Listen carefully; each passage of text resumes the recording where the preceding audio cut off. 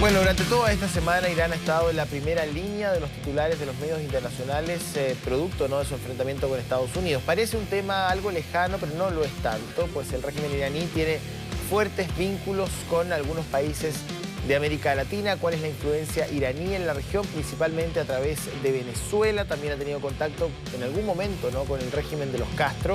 De todas maneras, ¿no?, en términos sociales, Irán vive días muy convulsionados. Estudiantes de la Universidad de Teherán mostraron fotografías de las víctimas del accidente del avión ucraniano que fue derribado por un misil iraní, y además pidieron al gobierno que dé un paso al costado, intentando incluso llamar a modificar la teocracia de ese país.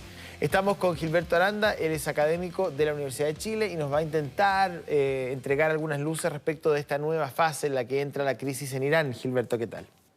Hola, muy buenas tardes, gracias por invitarme. Bueno, primero, ¿cuál es la situación al interior de Irán? Que es lo más interesante esta última semana, porque luego de que se mostraran los dientes Teherán y Washington, esto deja una estela de crisis política ya no a nivel internacional, sino que más bien a nivel nacional en suelo iraní.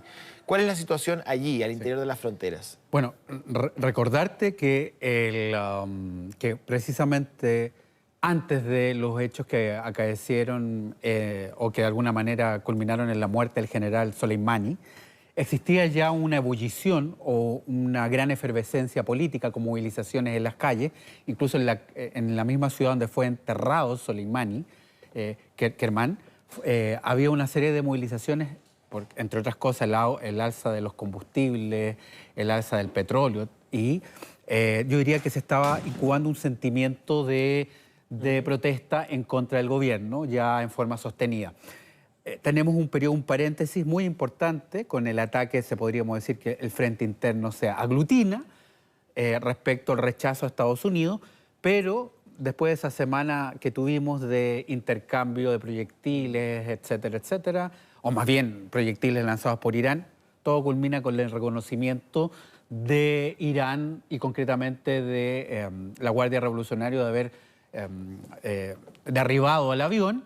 Y eso de alguna manera reactiva las protestas vuelven a movilizar. Ahora, ese es un punto interesante porque uno tiende a pensar que por la masividad de la protesta y su intensidad no tiene que ver exclusivamente con el avión. Probablemente ese es un gobierno en crisis hace muchísimo tiempo, sí. ¿O no? Yo diría que más bien se trata de un gobierno que, si pensamos que la Revolución Islámica se instauró el año 79, ha tenido momentos donde se han exigido algún grado de apertura, pero básicamente en este caso era la situación económica.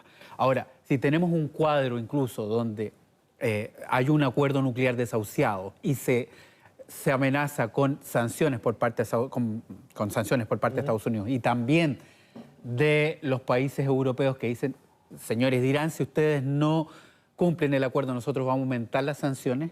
Hay un sentimiento, un sentir ambiente que está indicando que probablemente las condiciones de vida económica se deterioran. Ahora, ¿estamos hablando de un estallido social? ¿De eso o no? Un estallido social, con las características que hemos visto en este país y en otros, no. No. Pero ciertamente hay un creciente sentimiento, podríamos decir, de mejorar las expectativas económicas y sobre todo de algunos sectores que piden cierto aperturismo.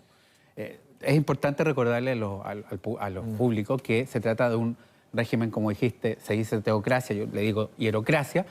De cualquier forma se trata de un régimen que no obedece a una democracia liberal como la entendemos. ¿Es una dictadura para ti? Es una teocracia, un régimen autoritario. Exactamente un régimen autoritario no democrático. Y sobre eso también decir que, sin embargo, tiene algunos elementos sociales, algunos elementos, más que algunos elementos, tiene un componente social que la hace cercano a algunas experiencias y entenderse bien con algunas experiencias como la de los países del ALBA en esta parte del mundo. Eso es interesante, ¿eh? El nexo entre Teherán y Caracas o en algún momento con La Habana.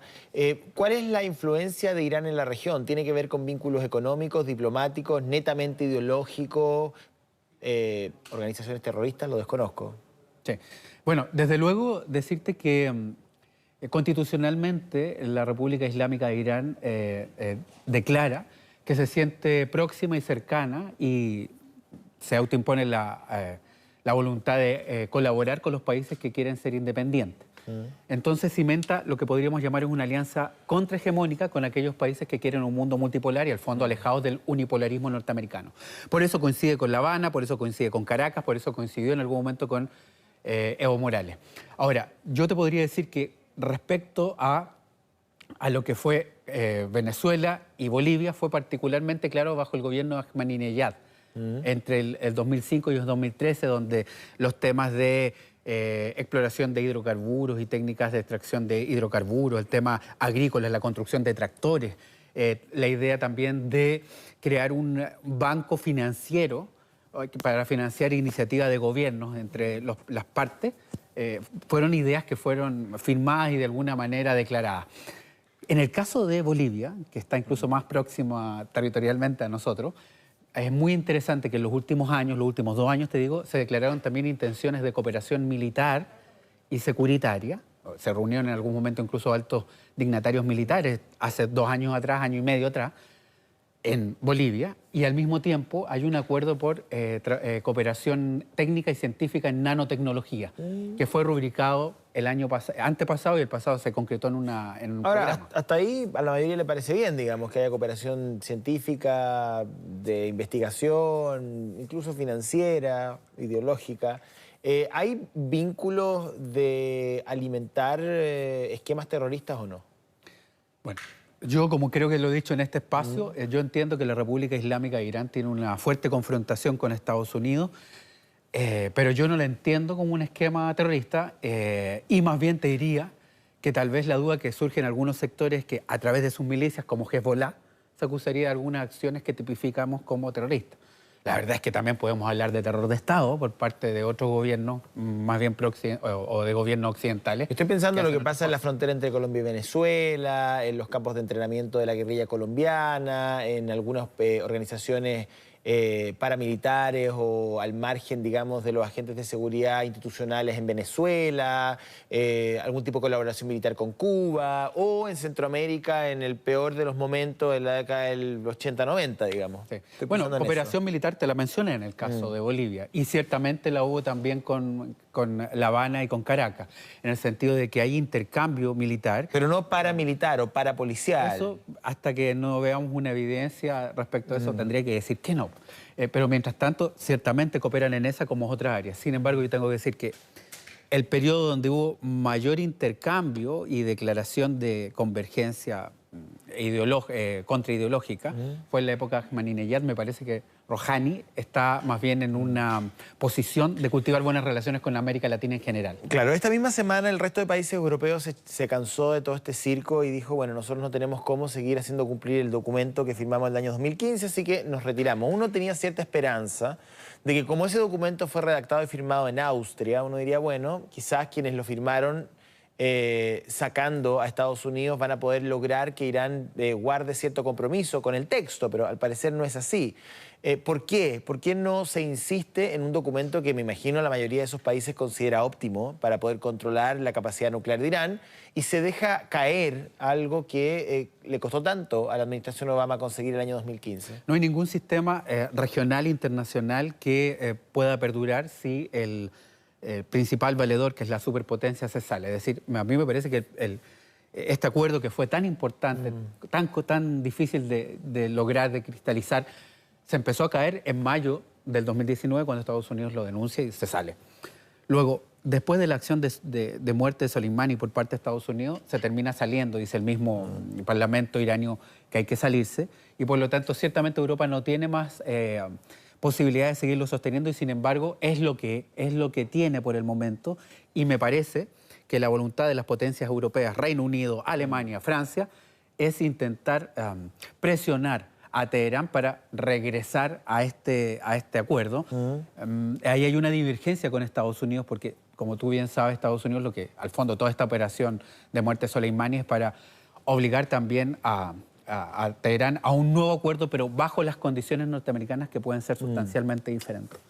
Bueno, hay un elemento a considerar. Estados Unidos va a aprovechar la convulsión social en Irán para revertir un poco su imagen en la región. Ya lo decía la semana pasada o hace algunos días atrás el presidente Trump.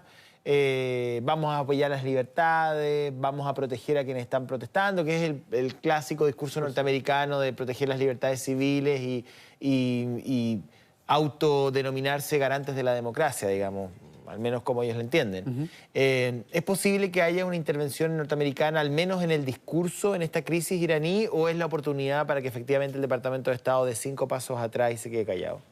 Pues a mí me parece que ha estado en sentido contrario, más bien ha estado haciendo apuestas muy altas y algunas de esas le han significado réditos políticos. Ha sido, después de este tremendo golpe que es la muerte de Soleimani, ha sido algo más cauto y más bien ha declarado que no hubo bajas con los misiles iranios y más bien llamando a un cierto tipo de negociación. Me parece que ahora el ánimo es negociar. También hay que decir que a Irán le golpeó muy fuerte el tema de la caída, del derribo del avión. Yo diría que eso lo que hace es azuzar las protestas internas y también le da menos espacio de maniobra dentro de su declarada venganza. Por lo tanto, yo creo que están las condiciones para generar un regreso a la mesa, pero insisto, de manera distinta. Las condiciones en el área, la dinámica del área cambió y hoy día Estados Unidos está mejor posicionado para imponer ciertas condiciones, al menos. Bueno, logró algo el presidente Trump con todo esto y es precisamente que en el último debate demócrata se hablara muy poco de él y se hablara más de la presencia de las tropas norteamericanas en Oriente Medio. Hay varias posiciones, ¿no? Entre Sanders y Warren que quieren sacarlas y Biden que dice no, más bien hay que dejarlas porque hay una amenaza importante de ISIS en la zona. ¿Tú crees que se va a transformar en un tema en el resto de la pre-campaña? Pues yo creo que hoy día los demócratas están apostando al impeachment. Tú sabes que hoy día lo que ha sido declarado es que van por ese, de alguna manera lo envían al Senado.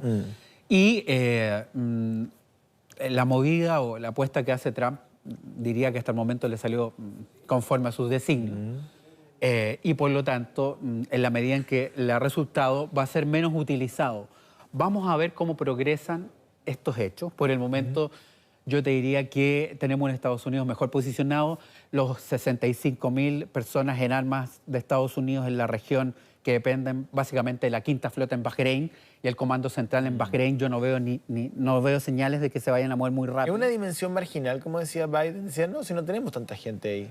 Mira, no sé, Biden dijo anoche. Claro, perfecto. Tú tienes razón. Si uno los compara con los 500.000 que tiene Irán en armas en su país, uno diría los 65.000 son bastantes menos, pero la verdad es que tienen la tecnología y lo demostraron. Esta combinación de satélites y drones es letal. Y la verdad es que yo diría que el comando central de los Estados Unidos es los más letales y uno de los más eficaces a la hora de actuar. Ya. Tú sabes, los imperios siempre tienen legiones y estas son las nuevas legiones. Sí. Bueno, no voy a emitir juicio porque se me ocurrió una idea en mi cabeza, pero por favor, no la voy a mencionar. No, después la policía tuitera me detiene. Lo vamos a conversar fuera de cámara. Muchas gracias. Un placer estar acá. Buenas tardes.